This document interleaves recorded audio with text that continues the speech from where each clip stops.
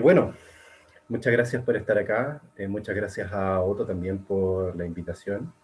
Eh, yo les voy a hablar un poquito de lo que ha sido mi experiencia como profesor, principalmente, como profesor de música y el encuentro con esta herramienta que no es propia, digamos, de nuestra disciplina de músicos ni de compositores, que es la etnografía sonora o la etnografía musical o la etnografía en general, y cómo esta herramienta me ha servido para generar ciertas propuestas pedagógicas y de diseños pedagógicos en distintos niveles de educación, como en formación ya sea de profesores, o también en el trabajo con los y las estudiantes también a nivel de, lo que nosotros le llamamos el colegio, que será para ustedes, digamos, la escuela, ¿cierto? La primaria, que incluye la primaria y la secundaria. Les voy a compartir un poquito pantalla. Por favor, me confirman ahí, Otto, o alguien si se ve la diapositiva.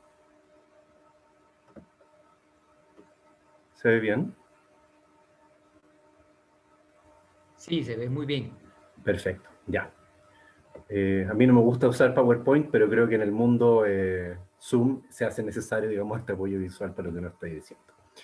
Entonces, como yo llego a la etnografía sonora partiendo como muy hace poco tiempo, quizás del 2017 en adelante, entonces es como contar un poco la trayectoria que me lleva a mí hacia esta herramienta para poder apoyar teóricamente y metodológicamente ciertas cosas que a mí me gustaba hacer, que no tenían mucha, digamos, justificación.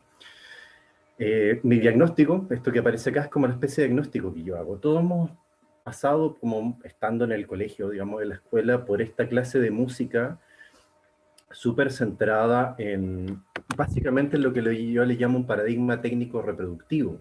Me imagino que en el resto de América Latina será así, lo que yo he podido constatar en Argentina también, en México, en los países que he estado, es que básicamente se le enseña a los chicos y a las chicas a tocar instrumentos, con suerte algo de lectoescritura, que viene muy desde el paradigma, digamos, clásico romántico centroeuropeo, que es la herencia del conservatorio, ¿cierto? Que después pasa a las escuelas y pasa a las universidades.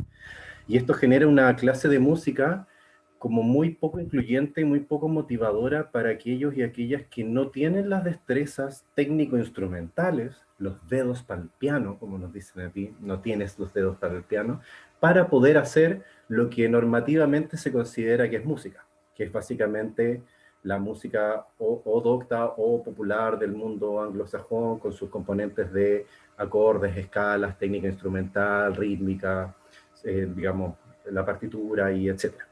Entonces esto deja por fuera a un montón de personas que tienen una experiencia riquísima con la música, porque desde que estamos en el vientre de nuestra madre, es cierto que estamos escuchando sonidos y estamos escuchando música, todo el mundo escucha música, todo el mundo tiene una banda favorita, una canción favorita, letras que lo conmueven, memoria, digamos, afectiva, memoria familiar, los sonidos del barrio, lo que escuchaban mis abuelos, mis abuelas, mi madre, por qué me gusta la música que a mí me gusta, por qué me gustan ciertos géneros y no me gustan otros, por qué los distintos lugares por los que pasamos suenan de manera diferente. Todas esas cosas a mí me interesaban o me empezaron a interesar cuando me di cuenta que, como mi formación de profesor, nunca tuve ganas de hacer clases en la escuela.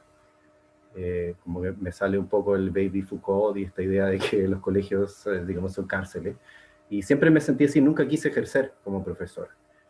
Eh, Al menos no en el espacio de educación formal, pero no tenía muy claro por qué. Entonces, esta reflexión a la que yo llego ahora me explica un poco por qué. Porque finalmente nos acercamos a la música desde este lugar técnico y también como figuras de autoridad, lo cual tenemos que decirle a esas otras personas, digamos, como analfabetas musicales, cómo es la música, o qué herramientas, qué bagajes tienen que tener en todo caso para poder hacer música y para poder sentirse como que son músicos. Y claro, eso deja a mucha gente por fuera. ¿No? Entonces, la perspectiva de lo etnográfico a nosotros nos permite, siento yo, salir del ámbito de estudiar la música, además en singular, que ese la siempre tiene que ver con la tradición clásico-romántica centroeuropea y sus consecuencias. Incluso cuando veamos músicas no occidentales, las estamos mirando como desde esos paradigmas analíticos, estructurales, musicales, ideológicos, etc. Entonces la etnografía nos permite salir de eso y estudiar más bien como el qué nos pasa con las músicas y con el sonido o con los sonidos, generando unas clases más inclusivas que planteen más bien preguntas abiertas y nos permitan explorar y conocer cómo nosotros, nosotras y los estudiantes nos relacionamos con el mundo sonoro, desde lo cultural, social y psicosocial, incluyendo obviamente en esta esfera lo que es personal, lo biográfico y lo afectivo, junto con la dimensión, digamos, comunitaria y social. Entonces, una breve pasada, por lo que me di cuenta por la ponencia anterior, aquí ya hay gente que conoce muy bien el concepto y que probablemente lo conocerán mejor que yo, porque yo soy como una especie de infiltrado con este síndrome como del, del- como del impostor, porque yo soy músico y soy compositor y soy pedagogo, no vengo del mundo de las ciencias sociales, no es algo que yo haya estudiado sistemáticamente tampoco. Entonces, bueno, a Miguel Alonso Cambrón, en un texto que se llama Etnografía Sonora, Reflexiones Prácticas, él se hace la pregunta: ¿en qué medida la cultura y las estructuras sociales afectan nuestra percepción del sonido? ¿No debería haber otra ramificación de la acústica que se ocupase de esto? ¿No debería haber una especie de socioacústica o una acústica cultural en contraposición a la física del sonido, por ejemplo, que le preocupa cómo se mueve el sonido en un medio elástico y cómo rebota, cómo llega a nuestros oídos? Y después tenemos también como todas las neurociencias de la música o la psicología de la música también, que le busca entender cómo estamos procesando neurológicamente esos datos. Y dice, bueno, aquí, él hace unos años, este texto quizás debe tener como una década, se pregunta, ¿no debería haber otra disciplina que se preocupe de qué pasa con una vez que ese sonido entra en nuestros oídos? Es, digamos, procesado como señal, como información en nuestro cerebro, y se preocupe de preguntarse qué nos pasa a nosotros, social, psicológica, psicosocial y culturalmente, con esos sonidos con los que convivimos. Y eso pueden ser los sonidos o puede ser la música también, si lo abordamos también en la etnografía musical. Entonces, con la etnografía sonora, le preocupa a esta disciplina estudiar las formas de percibir y construir los fenómenos sonoros, ya lo dijimos, atendiendo lo psicosocial, social y cultural. También se puede desenvolver en la generación y en la creación de proyectos artísticos de arte sonoro, de cartografía sonora, por ejemplo. Puede estudiar las prácticas de construcción social de un sonido concreto, de los sonidos de una zona, o de cómo habita sonoramente o qué sonidos produce un grupo humano en particular, por ejemplo, o también de la descripción de espacios o fenómenos sociales desde la perspectiva de lo sonoro. Y en esto Alonso Cambrón ocupa un concepto bien interesante que le llama las sociofonías, que lo define como de alguna forma como el espectro audible de la interacción social. Es esa dimensión a la cual podemos acceder también a esta información de la interacción social que está ocurriendo a partir de enfocarnos en el mundo sonoro, la manifestación sonora de esto. Y él dice que aquí te podemos trabajar con las perspectivas ETIC y las perspectivas EMIC, siendo las EMIC las más deseables también para un desarrollo pedagógico, porque son aquellas perspectivas que toman en cuenta, más que la categoría del etnógrafo, que en este caso sería el profesor, por ejemplo, las categorías propias del lugar del fenómeno, o las categorías propias con las cuales sus estudiantes se refieren a la música y el sonido, y no estas categorías, digamos, deformadas por la formación disciplinar que tenemos. Entonces, con etnografía sonora podemos fijarnos, podemos estudiar fenómenos que a nosotros nos interesan, las circunstancias en las que se dan esos fenómenos sonoros y las categorías mediante las cuales y califican aquellas personas que están asociadas o que están habitando esos fenómenos, esos espacios, etc. Entonces, estos proyectos que podemos realizar, ya sea artísticos, de investigación o pedagógicos, como en el caso mío principalmente, siempre guardan una cercanía con la relación que establecen con el sonido y o con la música, si así lo queremos, desde un punto de vista social o cultural las personas. ¿Sí?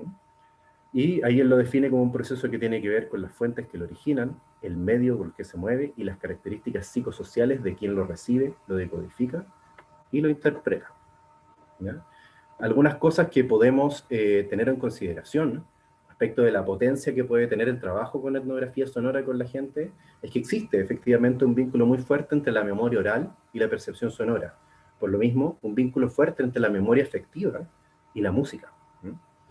Nos puede conectar con vivencias históricas de las personas o usos históricos que han tenido algunos espacios. Nos permite observar y entender también desde otra perspectiva la vinculación humana con el entorno o con un entorno, entender cómo funcionan sonoramente unos espacios e incluso también poder adentrarnos críticamente en cómo ocurre manipulación sonora, musical, emocional en los espacios. Por ejemplo, él cita un caso en el cual cerca de una estación de trenes, se dieron cuenta que había mucha gente vaga. Y lo que hicieron para hacer que esa gente se fuera fue instalar parlantes y llenar ese espacio de música clásica.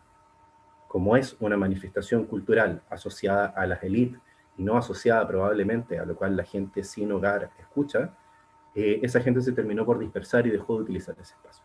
Entonces hay un elemento, por ejemplo, de manipulación social a partir del manejo musical de ese entorno sonoro. Entonces, habiendo dicho esto, aquí hay algunas experiencias que yo he realizado al respecto, no para mostrar que soy un gran señor que sabe mucho de estas cosas, sino al contrario, para mostrar que hace muy poco que yo me he empezado a preocupar de estas cosas, porque principalmente, como les decía, me di cuenta que a mí me empecé a dar cuenta que al hacer, nunca me gustó hacer clases de música, como que el aula de música la encontraba muy aburrida, yo como estudiante y también después yo como profesor. Por eso nunca quise ejercer.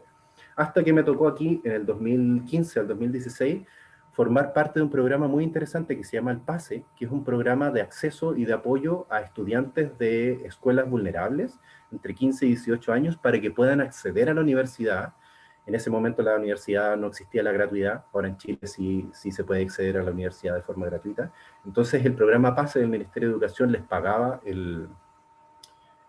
a la universidad si ellos cursaban estos cursos de acompañamiento donde por lo menos estaban 2 años y había mucho trabajo con profesionales, con psicólogos y psicólogas que les mostraban como las distintas disciplinas a las cuales podían acceder en la universidad, pero también mostrarle como una especie de expansión de su horizonte simbólico. Muchos de ellos eran chicos y chicas que ir a la universidad no estaba en su horizonte simbólico, sino más bien salir de la escuela y empezar a trabajar para apoyar a sus familias, etc. Entonces este programa los asesoraba, les pagaba a la universidad y una vez entrados, en los 2 primeros años de universidad les hacía un acompañamiento psicosocial y profesional para que pudieran mantenerse. Entonces a mí me invitan a dar un taller en esto y la idea era hacer un taller como de introducción a la experiencia sonora. Entonces dije, ya, esto es un espacio de educación no formal, no está asociado al currículum nacional, en la cual yo básicamente puedo hacer lo que quiera. ¿Qué es lo que me gustaría hacer entonces? Y como uno viene del mundo de la música experimental, todo el tema de las caminatas sonoras, hacer cosas con los ojos vendados, trabajar con objetos, grabar el paisaje, meterlo al computador, fusionarlo con instrumentos, hacer partituras gráficas, todo este tipo de cosas, dije, bueno, este es el momento para poder hacerlo. Y yo diría que quizás ese fue mi primer acercamiento a esto de la etnografía sonora, con las caminatas sonoras, con el tema de paisaje y con indagamos mucho con estos adolescentes en por qué les gustaba la música que les gustaba. Por qué ciertas sonoridades, ciertas letras, ciertas estéticas, digamos, visuales y sonoras les resonaban más que otras. Yo no tenía idea de etnografía sonora ni nada, sino que intuitivamente notaba que me importaban estos temas y notaba que los estudiantes enganchaban mucho también con la clase cuando podían expresarse en términos de qué es lo que a ellos y a ellas les resuena profundamente del mundo de la música y del mundo de los sonidos. Entonces ahí parte un poco esta aventura que me lleva a la etnografía sonora, que me hace después pasar por diseños de materiales pedagógicos que en algún momento me encarga el Ministerio de las Culturas, las Artes y el Patrimonio, especialmente un trabajo sobre Violeta Parra, destacada artista multidisciplinaria y folclorista, compositora chilena, que ella hizo mucho trabajo de experiencia de campo etnográfica sin tener ninguna formación académica, absolutamente, ni en ciencias sociales, ni en artes visuales, ni en música, ni nada. Ella como que se las arregla, se compra una grabadora gigante y se va al Chile profundo, al campo que todavía no está tocado como por esa mano transformadora del paradigma estético occidental tanto, y se va a investigar esas músicas que están como desplazadas hacia las periferias, digamos. Entonces, cuando me invitan a hacer este material, yo digo, ok, aquí se puede empezar a trabajar desde la vida actual de los y las estudiantes, desde sus barrios, desde los estilos de música que les gusta, desde sus sonidos, sin ningún tipo de prejuicio, digamos, disciplinar o estético, que ellos puedan expresarse, ya sea desde la percepción sensorial, desde la escucha, desde la reflexión y desde la creación, desde sus propios mundos identitarios sonoros, y no desde los que a veces les imponemos los profesores como lo que debe ser la música.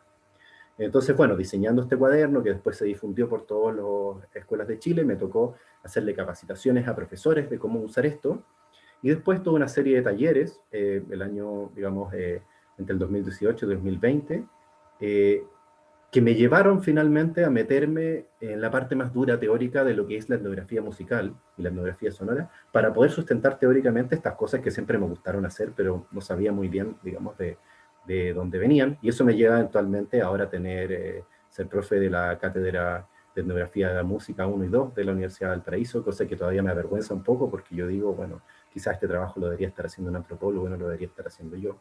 Y bueno, por eso siempre muy estimulado para seguir aprendiendo esto. Aquí les quería mostrar como algunos ejemplos. Este es un trabajo que se hizo como con este cuaderno pedagógico Violeta Parra, que antes de iniciar esta capacitación yo le preguntaba a la gente que discutiera grupalmente quién era o cuál era el valor de Violeta Parra para ellos y para ellas. Y salían estas especies de papelógrafos, estos diagramas que hacíamos, en los cuales nos metíamos como en ese lugar incipientemente etnográfico, porque la gente terminaba hablando mucho de sus vidas en relación a qué les resonaba esta figura de Violeta Parra.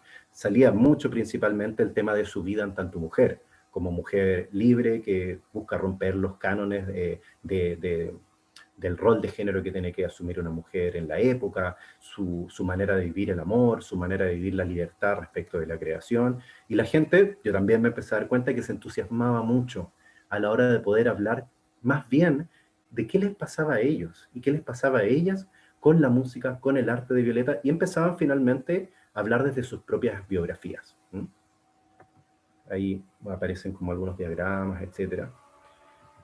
Y esta es una fotito también del taller que hicimos hace un mes más o menos de diseño didáctico de la etnografía sonora con un grupo de músicos, músicas, actrices, antropólogos y antropólogas, etcétera, respondiendo la pregunta, por ejemplo, ¿qué es la música? ¿O qué es para ustedes la música?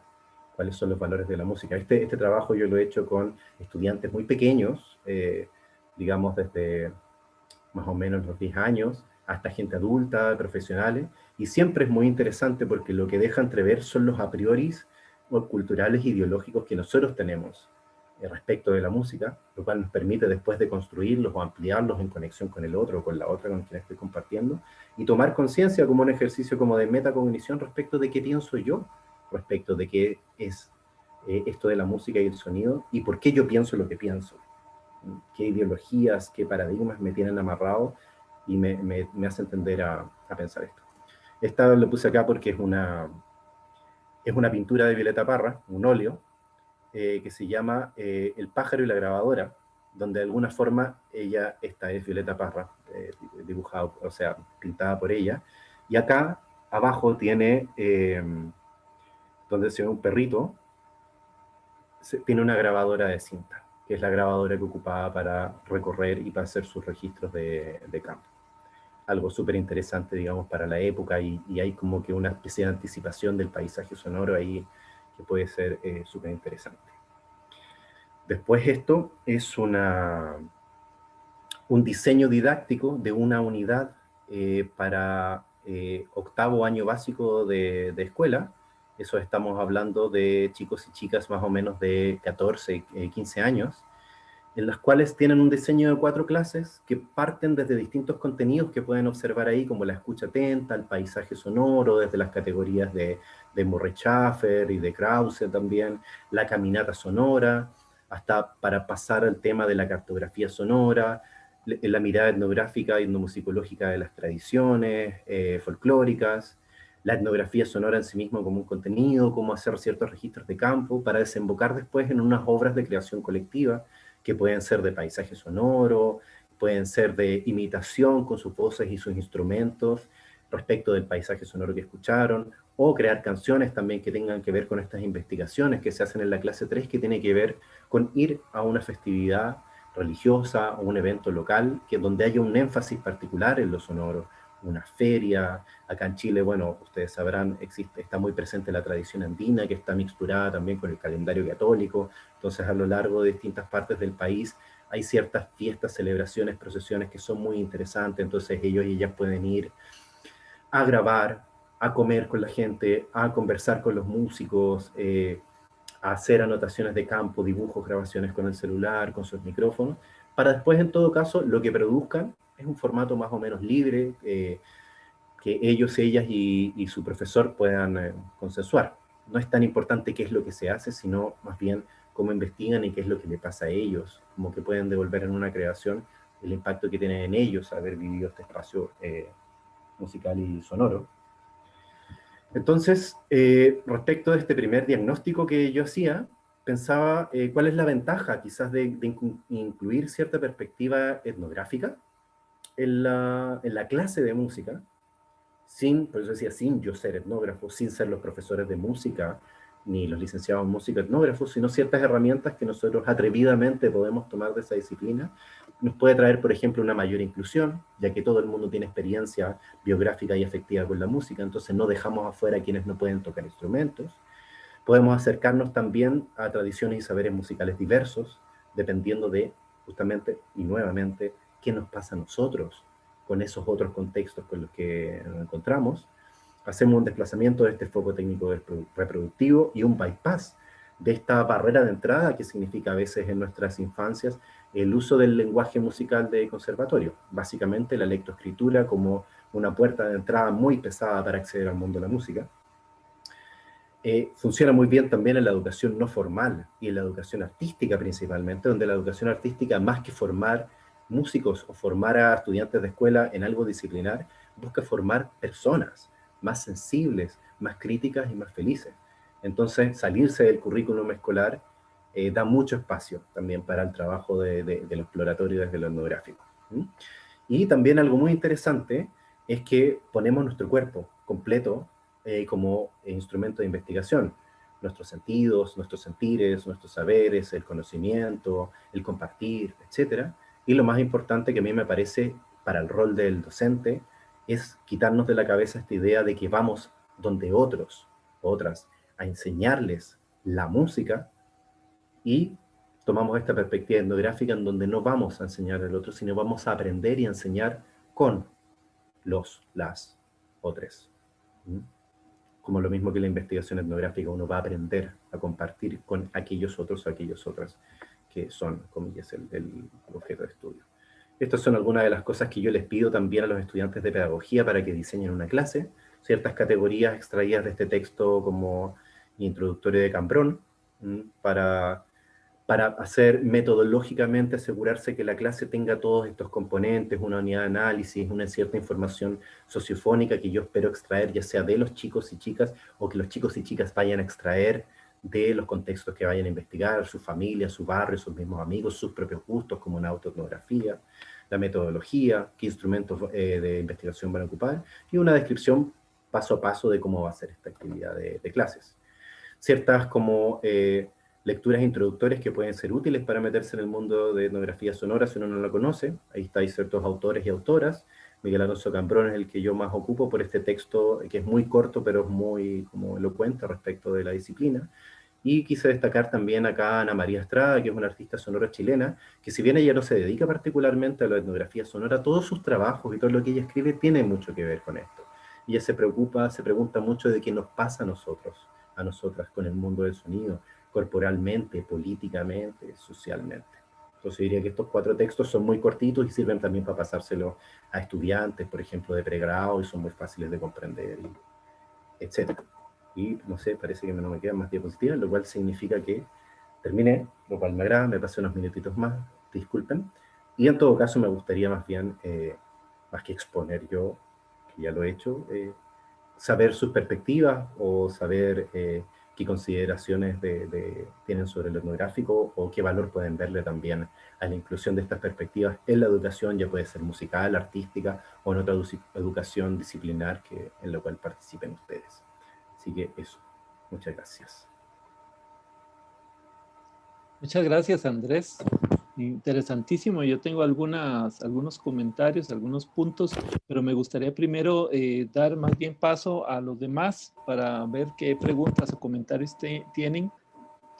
Pueden, ¿cómo se llama? Anotarse ahí en el chat.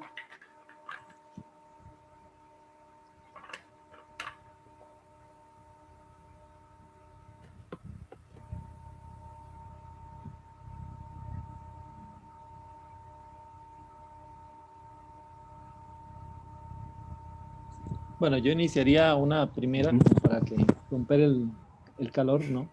Y te preguntaría ya en el ámbito más de la composición y de la creación sonora, si has incorporado algunas de estas metodologías etnográficas o autoetnográficas dentro de tu obra, de qué manera lo has hecho, porque es un tema muy, muy interesante en el sentido de analizar ya el sonido no como en su fisicidad, en su acústica, sino todo lo que conlleva ese sonido, ¿no? Detrás de ese sonido, o sea, que hay toda una serie de proyecciones sociales, económicas, etcétera, ¿no? Que se dan en un espacio. Entonces, si has hecho obra, por ejemplo, con sonidos concretos o con sonidos de paisaje sonoro, etcétera, ¿cómo ha sido esa implementación dentro de tu obra? Y si nos puedes comentar muy brevemente la metodología de creación artística o investigación artística que has aunado a tu trabajo. Ya. Interesante pregunta porque mientras la hacías me daba cuenta que yo sí lo he hecho y no he tomado tanto conciencia de que lo he hecho. En el sentido de que, por eso les digo, yo transparento que esto no es algo en lo cual yo sea experto, sino es más bien algo que yo me doy cuenta que llego a necesitar para poder sustentar cosas que a mí me gustan hacer, pero que no nacen como de una reflexión disciplinar previa. Y creo que esto me ha pasado siempre, como primero yo quería ser compositor y terminé estudiando pedagogía porque, bueno, por la misma plata podía estudiar las dos materias al mismo tiempo, pero yo no quería ser profe.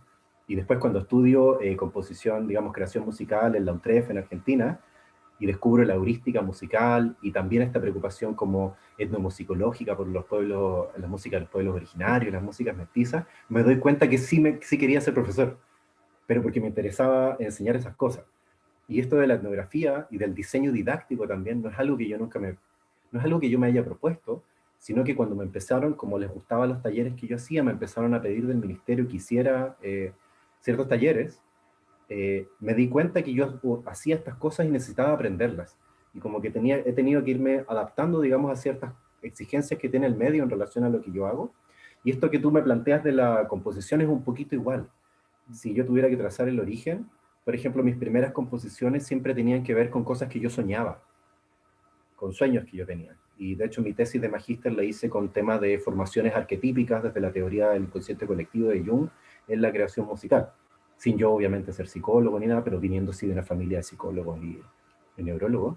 Entonces yo diría quizás ese es el primer acercamiento en que para mí la música empieza a tener que ver con qué me pasa a mí. En este caso no con el mundo del sonido, sino con ciertas cosas, digamos, psicológicas del inconsciente, que yo de alguna manera tengo que hacer una especie de investigación en mí mismo para saber por qué me importan estas cosas y cómo las quiero volcar al sonido. Eso quizás sería un primer acercamiento alejado de la disciplina del etnográfico, pero como una semilla. Y las últimas obras que he hecho, sí, pues de hecho mi última obra que es para un coro mixto, un ensamble de 12 guitarras eléctricas y 3 bajos y paisajes sonoros de Valparaíso, es una obra que se llama Fueron Ellos y forma parte de un disco que se llama 1903. Y ese disco 1903 es una composición colaborativa en 5 partes, como una especie como de cantata popular, como a las de la nueva canción chilena, pero desde el lenguaje entre minimalista, contemporáneo y electroacústico, sobre una masacre obrera que hubo en 1903 en Valparaíso. Y es una masacre que fue llevada a cabo por los trabajadores mismos del diario El Mercurio, que son los mismos que fueron cómplices y encubridores de la dictadura. Nosotros tenemos una frase muy conocida en Chile que se llama El Mercurio miente. Y ese trabajo con investigación nos hizo darnos cuenta de que desde 1903 el Mercurio ya mentía, digamos. Entonces ahí se hizo un trabajo súper interesante, en donde con la gente del coro y del ensamble de guitarras fuimos a grabar nuestras voces leyendo como las crónicas de los periódicos de la época respecto de esta huelga que duró más o menos una semana y casi se quemó Valparaíso entero, enfrentamiento, digamos, con las Fuerzas Armadas, disparos, incendios, se cortó la luz, como 3 días en Valparaíso y murió mucha gente. Entonces lo que nosotros hicimos fue tomar nuestros celulares y pensar en el celular como un análogo de la memoria. Tal como mi memoria es selectiva y es frágil y no es de alta fidelidad, cada equipo que no está hecho para grabar registra de una manera subjetiva ese, digamos, ese espacio sonoro que está en el contexto de la ciudad de Valparaíso, en el cual también cada una de las personas del coro y del ensamble podían elegir qué parte, qué párrafo, qué frase de todos esos recortes, digamos, fragmentados de la época querían grabar. Entonces ellos iban y decían, mi nombre, por ejemplo, es Andrés Rivera, estoy parado en la esquina de Pasaje Ross con Calle Blanco, que es una esquina en donde hay fotografías de la época, que hay cuerpos tirados, cubiertos con las mantas, y digo una frase que a mí me hace sentido en relación a lo que estoy viviendo. Entonces, quizás ahí hubo como también un acercamiento incipiente hacia el etnográfico sin ninguna metodología en particular disciplinar, pero sí donde a mí me interesaba como meter en la obra el tema de la memoria afectiva, y no solamente mi perspectiva del hecho histórico que había ocurrido, sino el de toda la gente que estaba participando. Entonces esa obra se volvió casi como un ejercicio de escucha también, porque la obra es como una obra de escucha, en el sentido de que no tiene ninguna destreza instrumental, por ejemplo, para el coro. No hay que cantar notas difíciles, no hay que hacer acordes extraños. Simplemente tú tienes que escuchar, por ejemplo, estás pareado con un compañero o compañera del coro, y entre medio de todo el barullo de la ciudad, cuando tú escuchas su voz en la grabación, tú tienes que entrar. Entonces es como una pieza de escucha en el sentido de que el intérprete, más que preocupado de su destreza técnica, tiene que estar preocupado de escuchar a sus compañeros y a sus compañeras. Entonces, quizás este ejemplo, la obra la pueden escuchar, ahí está en mi SoundCloud, tiene grabaciones justamente de estas voces, paisajes sonoros de Valparaíso, nos metimos también como a escondidas adentro del edificio del Mercurio a grabar porque no nos dejaron, fuimos a grabar el mar, las calles donde estaba la gente muerta. Fue como un acercamiento, como un trabajo etnográfico, también histórico, yo diría lo etnográfico es porque incorpora qué es lo que sentimos nosotros con este hecho, pero como digo, nunca como desde una metodología disciplinar clara, sino más bien como una especie de picoteo de ver qué herramientas podemos tomar de estos otros lados para hacer como que la música sea más que música. Y creo que ese siempre ha sido como mi tema con la creación. Para mí la música en sí misma no es algo que me interesa. Me interesa la música en todo caso como un subproducto de la cultura, como una manifestación de memoria, de emociones, de ideas, y creo que por ahí va mi conexión como con eso de mirarse uno y mirarse entre nosotros y nosotras respecto a qué nos pasa con cualquier hecho musical o sonoro en el cual estemos participando, más que lo técnico. Lo técnico, obviamente, como somos todos nerds de la electroacústica, nos gusta medir los hertz, nos gusta hacer nuestras automatizaciones, que son cosas todas muy hermosas también y como muy reconfortantes, pero para mí eso es como simplemente algo que debe hacerse para poder sacar hacia adelante esto que nos pasa, digamos. Perfecto, muy bien. Vamos a darle la palabra a Valeria y después sigue Alejandro y de tercera Priscila. Adelante. Hola, buenas noches. ¿Me escuchan Hola. bien? ¿Me escucho bien? Sí. Sí, súper bien. Sí. Ok. Bueno, primero, muchísimas gracias por el espacio. Me encanta todo el tema de investigación. Estoy como súper emocionada y tengo un montón de notas acá, entonces voy a tratar de ser lo más concisa posible porque si no me voy por las ramas. Bueno, yo soy antropóloga de formación inicial y después me fui como por las artes y también un poco por la educación.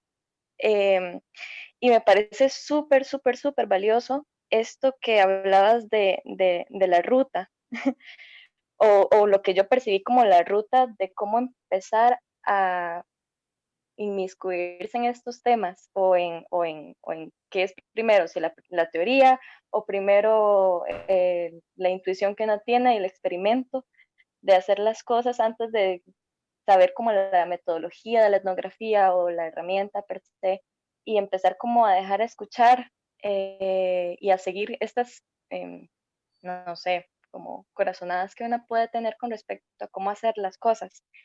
Entonces, me parece súper valioso porque para mí la etnografía tiene que ver más con el proceso orgánico de las cosas que, y por eso es que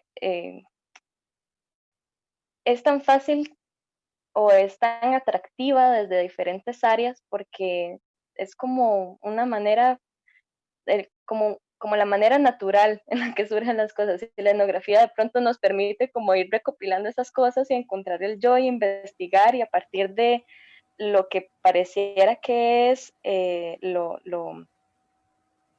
natural, por decir algo así, y empezamos como ya a ver patrones y a sistematizar y a ver que sí está pasando algo. Entonces es súper vacilón, importante. Em, y me parece muy, muy valioso de tu trabajo también el cuestionarse dónde está el saber y empezar a darle ese poder a las personas para saber qué es lo que quieren aprender y que empiecen a investigar sus relaciones, en este caso con la música. Em, y esto también como desde la educación no formal me parece muy valioso, esto que decías de que se ve más allá de la formación, de, bueno, yo quiero saber eh, interpretar un instrumento, sino como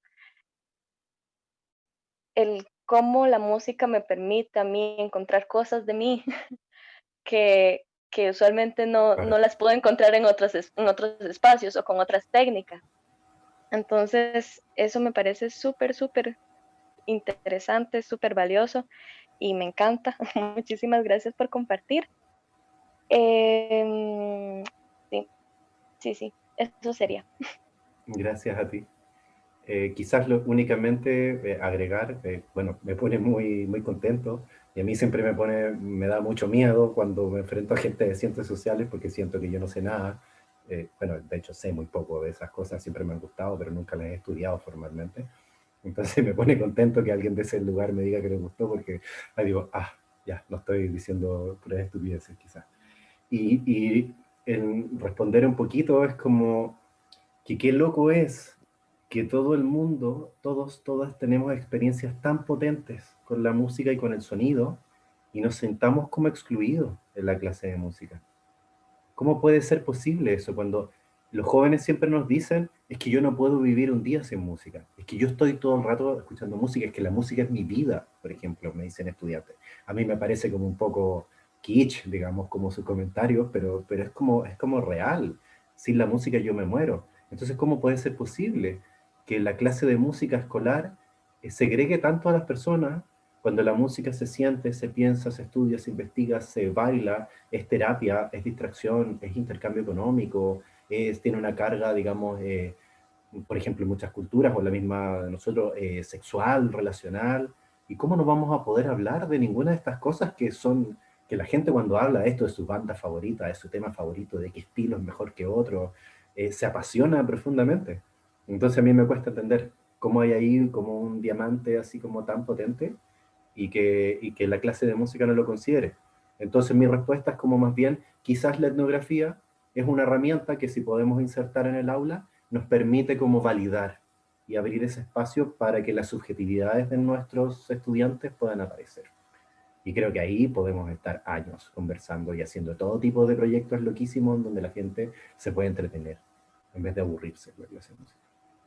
Es interesante ese punto de vista porque, bueno, mi experiencia con la educación primaria fue bastante terrible, ¿verdad? Básicamente, pues aprender himnos, esa era la clase de música, ¿no? Wow. Cuando, inclusive, pensando un poco en esto, la misma escuela podría ser también una puerta hacia, digamos, el tema del condicionamiento físico, o el tema de la meditación, o sea, muchos tipos, digamos, de ámbitos, el cultivar de manera en la casa, orgánica, o sea, muchas cosas que uno le podrían servir en la vida, ¿no? De manera muy fuerte, más que estar cantando himnos, que eso tiene toda una estrategia política, pero es muy interesante. Vamos a dar la palabra a Alejandro, ojalá breve, porque ahora sí se nos está yendo el tiempo, ¿verdad? Entonces, Perdón, yo también voy a Alejandro, tratar y de después contestar breve Paula. para dejar más cosas.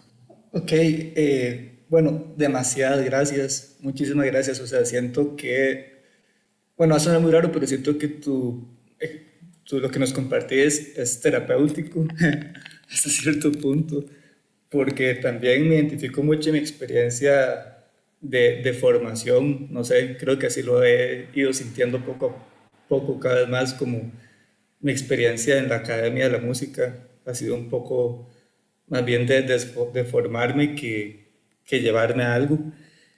Eh, me llama mucho la atención este potencial porque de algún modo me interesa también la educación y nada más quería como contar esta resonancia de que de repente se nos olvida, bueno, se me ha olvidado a mí muchas veces que todo está o sea, que entra por los oídos, ¿verdad? Como que la música penetra mi cuerpo y como que a la hora de lavar, o sea, en cosas muy, muy, muy básicas de mi día a día, yo tarareo cuando me baño, Mm. cuando cocino, cuando voy caminando, el mismo interés en la ciudad a nivel sonoro es de alguna manera por su musicalidad, ¿verdad? Hay un chiflido, ¡hey! Y alguien contesta, y todo esto, digamos, de repente a veces se vuelve algo muy, muy, muy rígido dentro de la academia, que hace poco he leído como una tesis, no me acuerdo de quién, sobre todo esto del virtuosismo, ¿verdad? Como de caer en desarrollar tu memoria muscular para entonar una afinación perfecta, una técnica perfecta de un instrumento, esto y lo otro, y como que deshumaniza algo que es tan humano, ¿verdad? Terminas deshumanizando algo que es... Yo diría ese comentario kids, digamos, como que yo no puedo vivir sin la música, sinceramente, digamos, no me concibo, no podría, no sé. Y, y nada, muchas gracias, la verdad. Tenía una pregunta, pero justo se me acaba de ir y no quiero como quedarme un rato pensando. Entonces, no, muchas gracias. Gracias a ti, Alejandro. Me alegra que te resuene y me alegra saber que también otra gente sufre, digamos, por las mismas cosas que uno sufre. Y que es cierto, pues claro, cuánto tiempo no toma a veces desaprender ciertas cosas que tiene que ver un poco con lo que dice Otto al comienzo, como cuando dijo estas cosas del cuerpo, de lo que se llama educación física en el colegio. A mí me gusta practicar artes marciales, hago masaje terapéutico japonés, hago entrenamiento funcional, me gusta hacer pesas, disciplinas japonesas, muchas cosas. Y yo odiaba también, junto con la clase de música, odiaba la clase de educación física del colegio, porque era correr alrededor de la cancha y jugar fútbol, cosas que nunca me interesaron a mí. Entonces yo, en mi vida, las dos cosas más importantes, que son lo corporal y lo sonoro, son dos cosas en la cual yo tuve formación y casi lograron desincentivarme de esos caminos. Porque yo además cuando pequeño era gordito y me costaba subir la cuerda, me costaba saltar, y si a mí me hubieran enseñado en la escuela a meditar, a hacer masaje, o a hacer artes marciales, o a hacer yoga, defensa personal, quizás mi relación con el cuerpo hubiera sido mucho más rica desde más chico. Entonces, eso te puedo contestar que me resuena y que es en varios campos, como la escuela nos mata a veces algo que puede ser central en nuestra vida desde el punto de vista de los afectos. Claro, Así que gracias. gracias por tu comentario. Y vamos en este último bloque a fusionar las dos preguntas. Entonces vamos a dar la participación a Priscila y seguidamente Martín. Y después de eso puedes contestar las dos como para poder cerrar ese bloque. Yo inclusive también quisiera nada más comentar que la escuela o el colegio inclusive podría ser mejores hombres. A mí es un tema que me ha apasionado mucho. Estoy muy metido en el tema de las masculinidades. Cómo ser mejores hombres también, eso creo que más, ¿verdad? Es un tema esencial. O sea, hay un montón de áreas que quedan ahí por fuera que se penetran en la vida y que son fundamentales para los hombres y para las mujeres y para el intersexo y para todas las naturalezas que hayan dentro de esa institución, ¿verdad? Entonces creo que es por la etnografía, creo que se pueden empezar, Claro, también. indudablemente.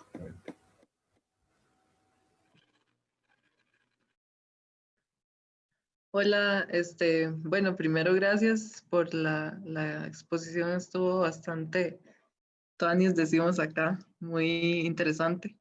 Tuanis, me gusta. Sí, no, nada más, no sé, cómo comentar algo que me llamó mucho la atención que dijiste que es, o sea, enseñar música, no es como que el objetivo principal es hacer músicos y músicas, digamos, de profesión, sino que pues viene por esto de sensibilizar a los futuros seres humanos, digamos. Este, no sé, me pareció demasiado interesante esta perspectiva. Y también, pues, algo que mencionaba sobre la manipulación de emociones en el espacio.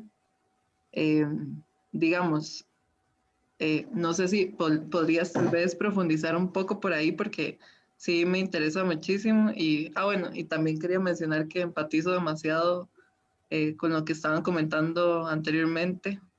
Digamos que muchas veces la parte académica, no sé, como que te limita a exploraciones de otro tipo y pues a otros caminos que podrían tal vez llamar más la atención en sentido de interés.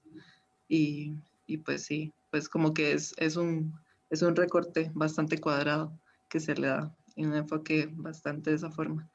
Sí, no sé, sobre la manipulación de emociones en el espacio del aula, tal vez un poco, si puedes. Ya. Voy a escuchar la otra pregunta primero también, como dijo Otto. Hola Andrés, buenas tardes. Soy Martín, ya me presenté hace un rato. Solo quería felicitarte por tu proyecto, lo que estás planteando ahí. Estás sugiriendo algo que ya está muy discutido en la antropología de la música, que es la idea de que pues, todos los humanos tienen memorias musicales y por lo mismo pues, somos expertos musicales.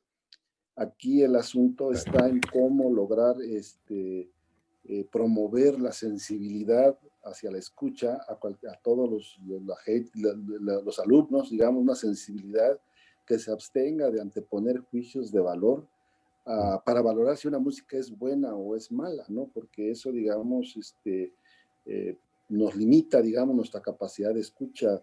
Y lo han dicho los anteriores, ¿verdad? La música, las intervenciones anteriores, la música pues es muy corporal, entra por el oído, sale por el oído, es una práctica, es la más corporal de todas las artes. Y por lo mismo, pues la capacidad de escuchar es infinita. Entonces, es infinita, no hay límites.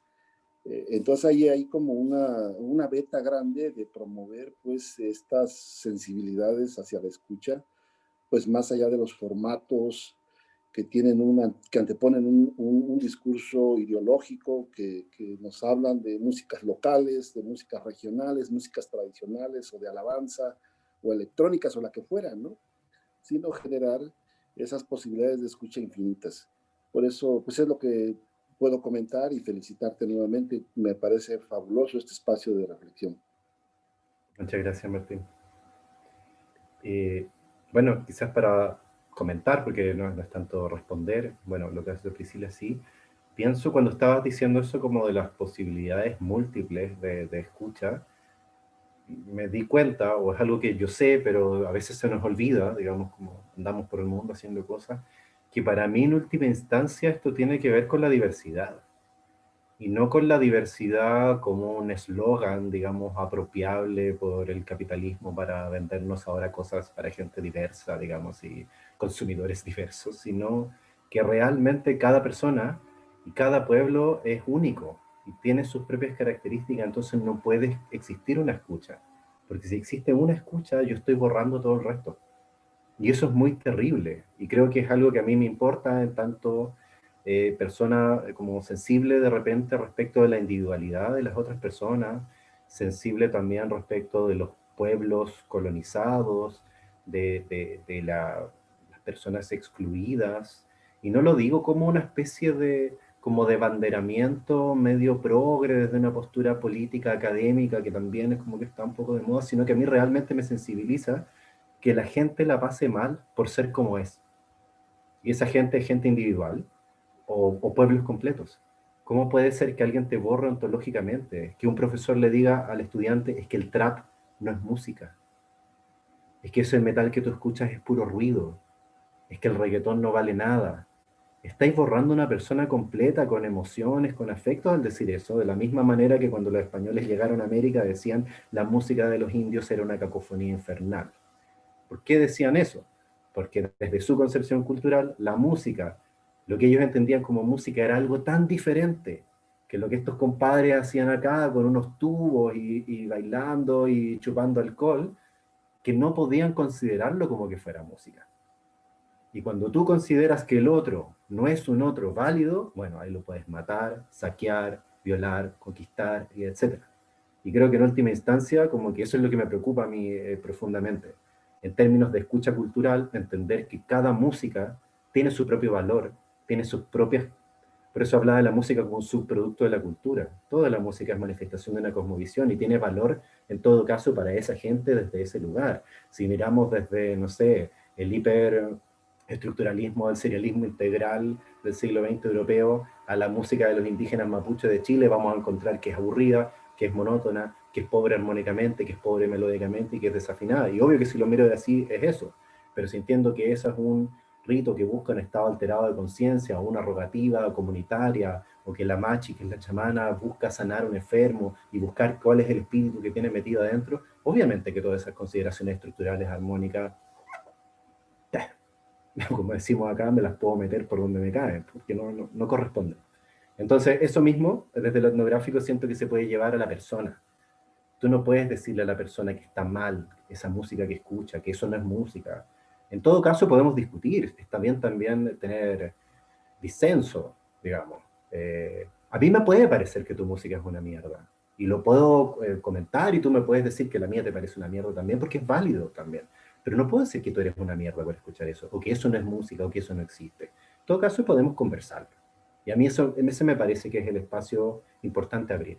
A conversarlo, por qué yo soy como soy, por qué tú eres como eres, porque a mí me gusta lo que me gusta, porque a ti te gusta lo que por qué a este pueblo, a este país tiene estas características musicales y por qué este otro tiene otras cosas diferentes, para entender en todo caso que el mundo es diverso y que no existe una humanidad, no existe una música, no existe una esencia respecto de ninguna cosa. Solamente especificidades y ciertas coordenadas que nos generan identidades y alteridades. Entonces, creo que para mí eso es lo importante. Así que te agradezco, Martín, porque me recordaste que en última instancia eso es lo que me importa a mí. Por eso digo que para mí, cuando yo digo si me quitan la música, como la música no es lo más importante para mí. Como que para mí lo más importante es ser uno mismo y que la gente pueda encontrar, en todo caso en la educación, una manera de sentirse cómodos, cómodas dentro de su propio cuerpo. Y listo, sin que nadie te venga a joder y te venga a juzgar porque a ti te gusta esto, hacer esto, otro, etc. Cosa que a mí también me cuesta, porque yo también puedo ser a veces muy taxativo o muy enjuiciador respecto de algo que hace otra persona. Entonces creo que también es un camino como para mirarme a mí y tratar de volverme una persona más amable y menos una mierda de persona, digamos. Entonces eso me parece muy valioso. Y respecto a lo que dice Priscila, no es algo que yo tenga tan interiorizado, el tema como de la manipulación emocional. Me llamó mucho la atención esto que dice Cambrón, de cómo en el fondo los espacios se condicionan para distintos tipos de público en relación como a la vinculación afectiva histórica que tenía esa música. Entonces, tu pregunta me hacía pensar, por ejemplo, en la música de los malls, en la música de los supermercados, en la música de películas también. Justo ayer, que yo soy muy fan de Star Wars, muy fan de Star Wars, estaba viendo un video de este youtuber que es Jaime Altozano, que hace como análisis armónicos, análisis estructurales de distintas músicas, y él explicaba, decía que qué es lo que habían hecho con el tema de la fuerza, en las películas nuevas, de las de Disney. Y hacía un análisis súper interesante porque analizaba la armonía en función de la emoción. Decía, lo que hicieron fue agarrar a John Williams con una armonía que es de marcha como militar, épica, que era algo cool en los 70, pero que no es cool ahora, y le meten una secuencia de 4 acordes, que es primer grado, cuarto, primero, sexto grado, que viene de las canciones pop de los 2000 y algo. Entonces rearmonizan la melodía de Star Wars. Con esto puede parecer súper estúpido, es algo técnico compositivo, pero me gustó el análisis que él decía, porque esto lo hicieron para el tráiler del episodio 7, y lo que necesitaban hacer era producirte la mayor cantidad de emociones en un tiempo corto, porque el tráiler dura 1 minuto.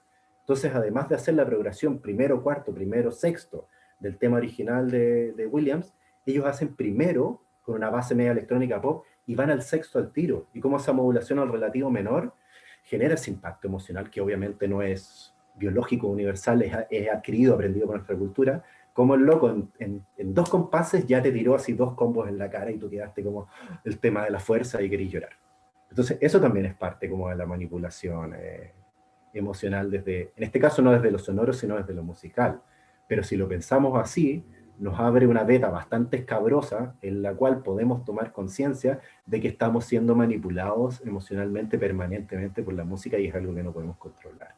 Entonces, si nosotros a los estudiantes le transmitimos esto, ojo que la música te produce cosas que tú no quieres que te produzcan. De repente, esa tomada de conciencia de eso quizás nos puede abrir un espacio para ser más libres de esas influencias, en todo caso. Quizás eso es lo único que yo sé del tema, porque no me he metido mucho a investigar esa beta en particular, solo sé que Alonso Candrón lo menciona y que probablemente psicología de la música y neurociencias de la música saben mucho de eso, pero yo no sé tanto, sino más bien de la experiencia. Muchas gracias, Andrés. Muchas gracias a todos. Yo creo que con esta ya cerramos. Si hay algunas cosas que han venido poniendo en el chat, ahí Valeria Méndez dice, a mí me gustaría acceder a las 4 lecturas de las que habló Andrés, si se pudiera. Yo le recuerdo que ahí está la página de Facebook en donde ponemos todo y que además hay un WordPress que se está armando con los videos y con los títulos y con todas estas cosas que se pudieran poner también ahí. Les pasé anteriormente unas lecturas de Martín, que él trabaja sobre las músicas urbanas y los músicos callejeros, etcétera, ¿no? Entonces puede ser interesante para el tema de hoy. Yo solamente de eso comentar que puse justamente esas lecturas porque son todos textos que están liberados en internet. Donde si ustedes los googlean por el título los van a encontrar. Les dejo acá mi nombre, me pueden buscar en Facebook, me pueden agregar, yo lo ocupo mucho para trabajo, bueno, de hecho, nosotros siempre nos estamos conectados ahí, nos pasamos cosas, no tengo como fotos de mis cumpleaños y cosas así, sino más bien cosas de trabajo y algunos memes. Entonces, si me los quieren pedir, y se los puedo pasar, y además acá les pego un link a una carpeta de Drive que yo usé de bibliografía para un taller que hicimos de etnografía sonora en el CEMLA, y están todos estos textos ahí, y además algunos como de etnomusicología, y musicología latinoamericana vinculada a educación, principalmente uno de Coriona Aronian, que es muy interesante, que se llama la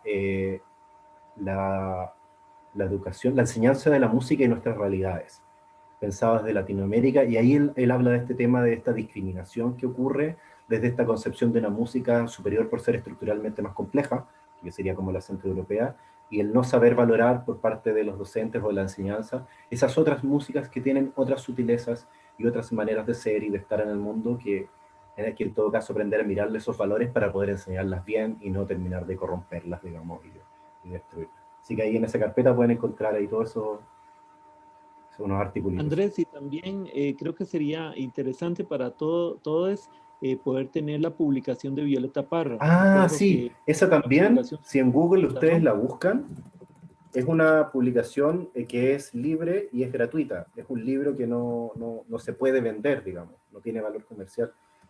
Cuaderno pedagógico Violeta Parra, 100 años, se llama, lo voy a anotar acá. Y mientras lo buscas, ¿cómo se llama?